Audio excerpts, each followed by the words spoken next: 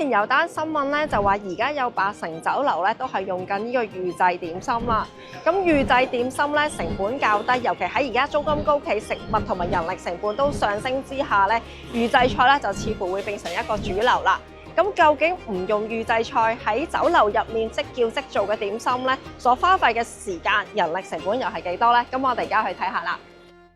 如果個 quality 係 keep 到嘅話，我覺得影響還好。啲預製菜嚟自同一個地方，又或者佢哋對呢一啲嘅菜式冇乜信心。我諗食物安全都係我哋而家好 care 嘅一個議題之一啦。即係一間間咯，有啲可能係佢整得真係好差嘅，可能拎出嚟就已經凍冰冰嘅。咁但係有啲係佢整翻熱嘅話，佢即係其實都唔係好覺佢係預先整定。佢會有一個相同嘅味道，可能點樣整都係同一個味道咁樣，會令到我試少咗新嘅嘢咯，可能就試唔到咁多嘅味道。嚴格嚟講咧，我哋個個好早都食過預製菜。我諗最早嘅預製菜可能就係我哋食飛機餐，因為飛機餐全部都係預製嘅。咁啊，依家嘅預製菜其實咧就將呢樣嘢咧帶到成個飲食嘅行業。咁咧就係我覺得佢又出現咧，第一就係嗰個成本效益咯。我諗真係慳到一半。弊餅咧肯定就話你食唔到廚師個人嘅風格啦。譬如話我哋要鑊氣，咁你冇可能有鑊氣啦。有一啲嗰個影響唔大嘅，譬如話炆豬手啊、炆牛腩，即係炆嘅嘢咧 reheat 咧嗰個效果唔會相差太遠。但係如果炒嘅嘢啊、蒸嘅嘢啊，即係嗰啲咧就唔得啦。尤其咧係中菜面臨一個好大嘅危機咧，就係好多人唔入行啊，係承接唔到啊。尤其點心師傅，咁變咗咧呢個係冇辦法改變到嘅潮流咧。今集筆記紙，我哋就走入點心嘅廚房，睇下點心師傅一日嘅運作，究竟一籠籠嘅點心如何經過人手包製，探討點解預製菜嘅興起。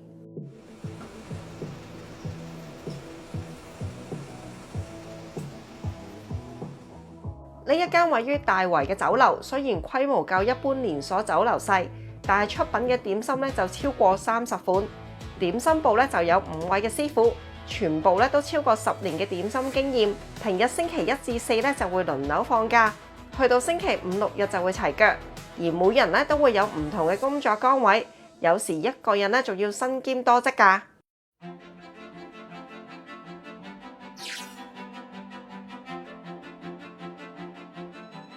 出餡嗰啲咯，啲燒賣嗰啲嚟嘅，啲豬肉咁啊切就有口感啲咯。晏晝就會做定聽朝要準備嘅嘢啦，因為始終都係有啲入味啲咯。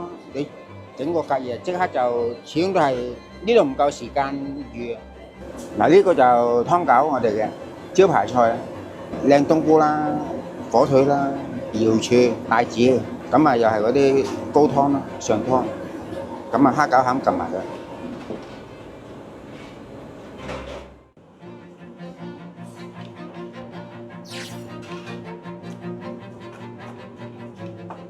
我就翻嚟撈餡嗰啲咯，撈完餡啊，睇下出邊邊度要幫手，咪去邊度幫手。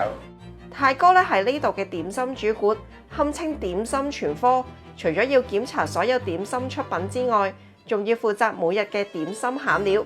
咁張台嗰度就叫做案板，咁就做啲手續仔嘢咯。阿基哥就負責案板，大部分嘢佢都要負責㗎啦，同我一樣，全部我哋自己做嘅，我哋唔係攞翻嚟。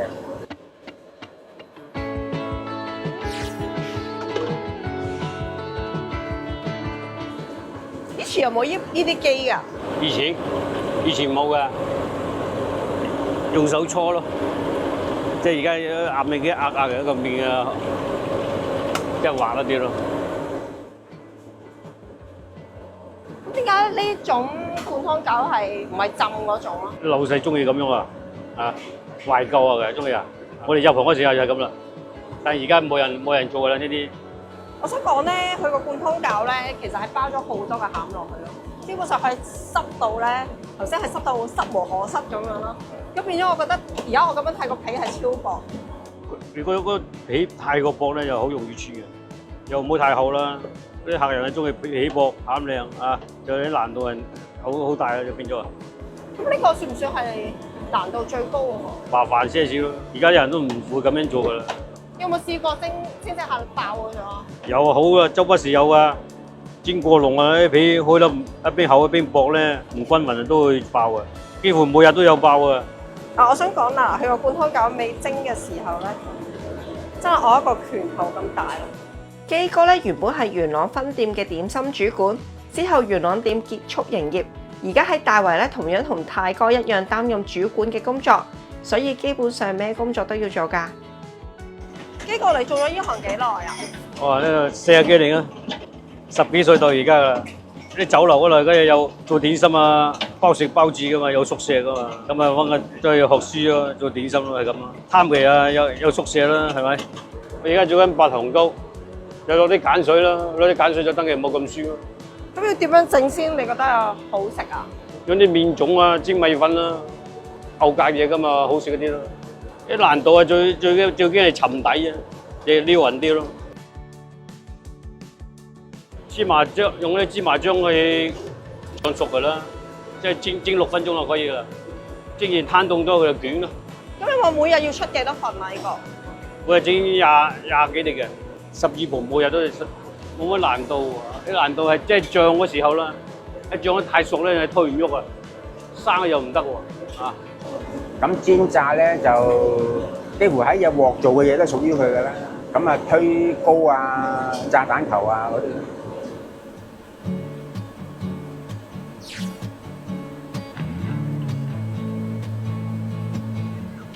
呢個係首先嘅步驟咯，麵粉一定要夠熟咯，唔夠熟嘅話做唔到。我負責猜蛋球咯。有冇一般要幾大啊？一般啊，炸出嚟嘅效果最好啊，同隻碟鬥大咯，大過隻碟啊，越誇張越吸引，我覺得啊。油溫太快嘅話就會燶咗啦，仲會漲唔起添。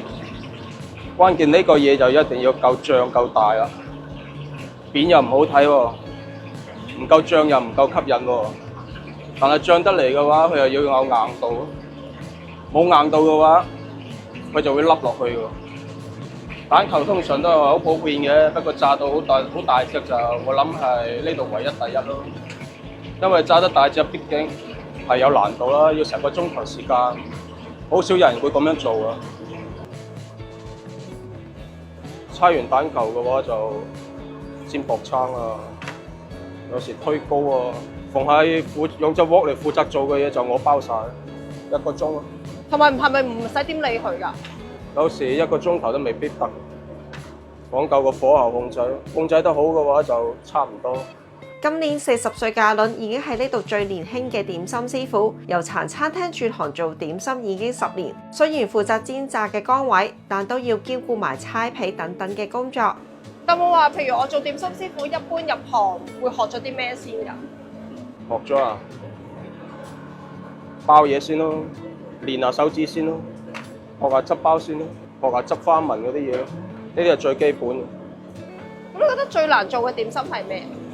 最難做嘅就係包嘢咯，因為包嘢嘅話講技巧，唔係話想做就即刻做到，要好似練寫字咁，要想啲字寫得靚，就日日喺度練。你做點心學無止境嘅嘛，越做越有難度㗎。最高難度係整公仔咯，又嘥時間，又講技巧。而家點心整公仔越嚟越少人做㗎。咁即係要學幾耐先得啊？呢啲啊〜睇天賦嘅啫喎，就好似耍雜技咁，有啲人練1個月，有啲人練2個月，有啲人就算識咗都好，日日都喺度練，熟能生巧嘅。阿楊哥就負責蒸嘢咯，做熟籠啊。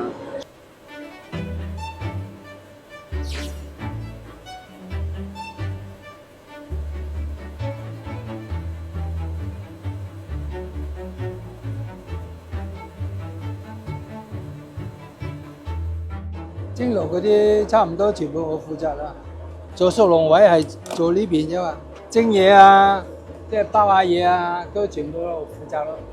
有慢熟同埋快熟啊嘛，快熟嗰啲啊5分鐘咯，有時啊4分鐘都有。咁啊你有慢熟嗰啲啊10分鐘咯，即係大約咁嘅上下時間。一般我哋唔會擺咁高嘅，擺咁高嗰個氣上唔到啊嘛，所以咧一般都係擺5籠咯。我哋即嗌即蒸嘅。高爐咧，除咗負責蒸籠之外，同時都要兼顧案板同埋腸粉嘅工作。但係見你咧，特登要用個刀咧壓得好平咯。需要硬身啲咯，佢又冇咁容易爆咁解咯。如果皮太過削咧，就會爆咯。其實壓嗰下點樣去拿捏嗰個厚度啊？盡量拍薄啲咯，厚度好難控制嘅。蝦餃咧就係要皮薄餡靚咯。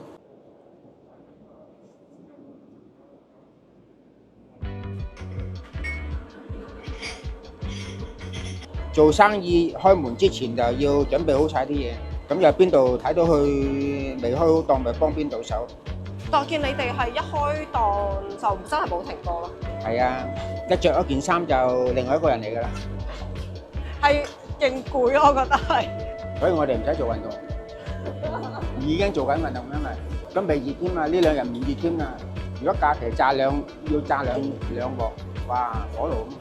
我覺得佢哋好犀利咧，係佢哋平時係冇乜嘢講嘅4個人度。譬如基哥頭先係等緊白糖糕蒸熟，咁轉個頭已經走咗過去一齊猜個蝦餃啦。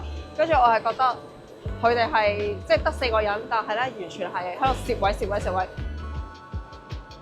但係咧，我覺得呢度幾有特色係你哋做嘅嘢咧，都幾多懷舊嘢咯。即係譬如呢個，我之前喺陳二齋有見過啦，即係蝦子扎蹄啦。咁但係佢哋都有做到咯。咁多都好多時間㗎，乜嘢都用手做嘅嘢多，即係繁複啲啊！啲懷舊嘢多數都用唔到機器嘅，即係用手。即係一開6點鐘開始就食踩啊！係啊，即係有11點鐘係食飯啦，有半個鐘頭食飯嘅。有半個鐘頭食飯嘅。邊種點心嘅成本最貴啊？蝦餃咯，啲蝦類貨貴啊，啲成本最貴係蝦㗎啦。咁最平咧？嗰啲齋啊，嗰啲咪平咯。即係冇蝦嗰啲嘢咧，就即係成本都有限嘅啫。而家仲未得嘅，因為仲要炸埋另一面咯，兩邊嘅顏色均勻咁啊，差唔多啦。所以你炸咗成個鐘。因為呢下最後嘅步驟亦都係關鍵咯。要啲油要比之前嘅溫度更大啦，咁就可以將佢逼緊啲油出嚟咯。如果唔係嘅話，就入晒油噶啦。而且溫度大啲嘅話，就佢膨脹嘅速度就會快啲咯。我哋仲有腸粉未做喎。腸粉係啦，腸粉啦，啲醬啫嘛，教醬啦，一個師傅教醬。你依家最尾先嚟做咧，就係嗰啲粉啊，唔會落底，即係唔會沉底啊！我哋最後咧就係先係開腸粉咯。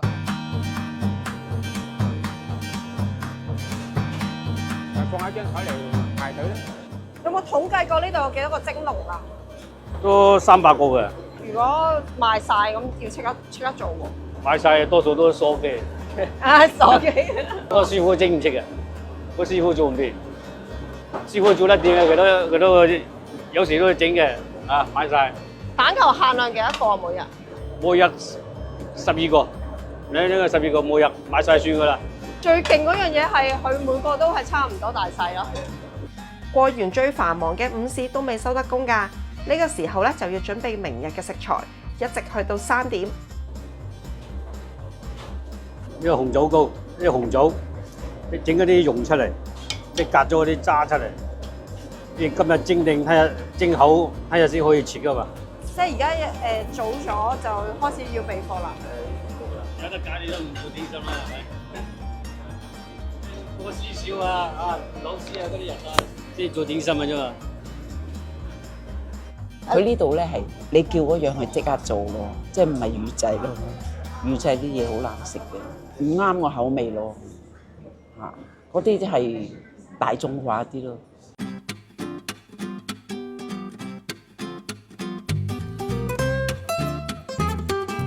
咁呢一間酒樓咧，我覺得同出面咧嘅點心有啲唔同嘅位咧，就係佢用翻一啲好傳統嘅方法去做啦。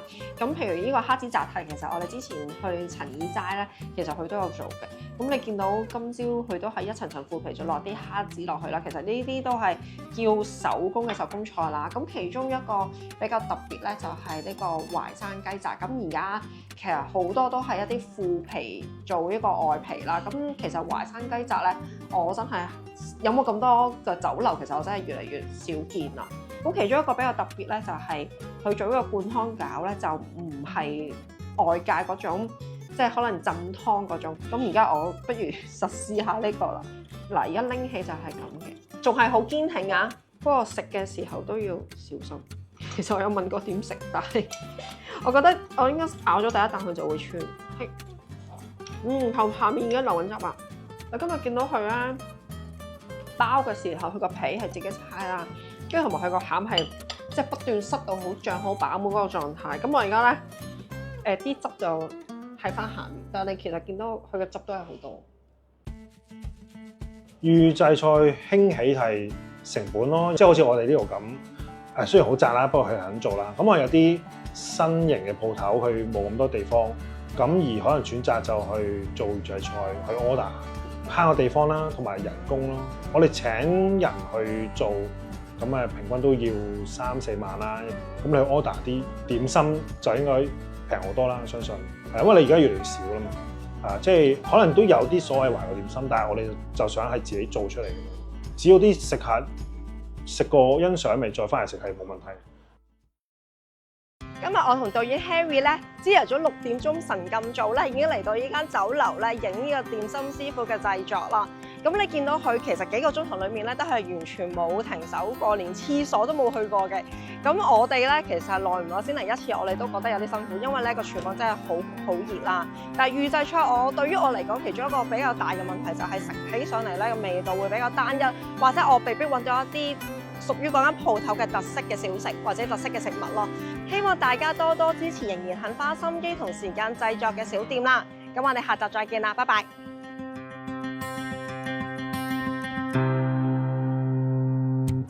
我諗同香港人嘅呢個生活節奏有關，都係大家講求快，講求可能嗱聲食完個 lunch， 跟住就去下一場或者繼續工作。咁所以大家嘅生活習慣無可奈何地就會接受咗呢一樣嘢，同埋都有一啲文化衝擊啦。咁所以呢一樣嘢就慢慢地影響緊我哋嘅生活咯。多謝你睇米子啊！記得 comment、share 同埋 like 我哋嘅片，仲要撳埋個鐘仔添啊！